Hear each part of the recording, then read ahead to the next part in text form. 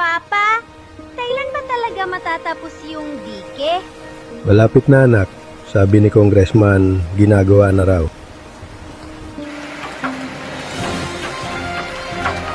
Congressman Marty Ko was seen last night spending millions at the casino.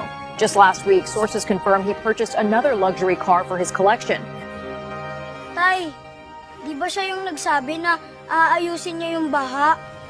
And now for our weather update. Heavy rains continue across the region tonight. Severe flooding is expected.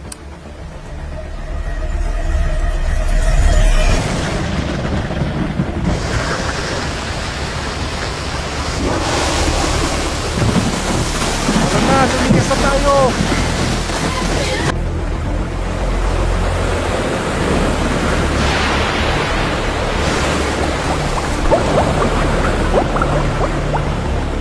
Maria!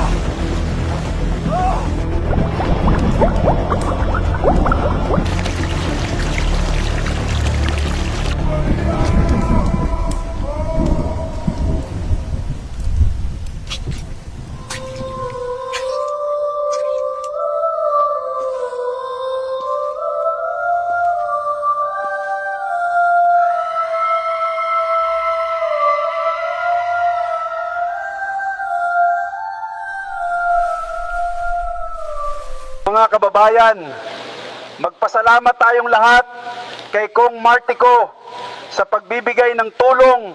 Ako ang inyong lingkod, Congressman Marty Ko, at sa bawat sakuna, kasama ninyo ako.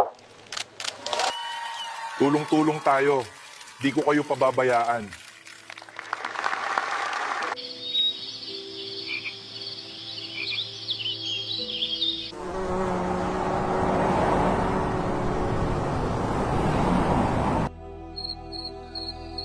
Tay, gutom na po ako.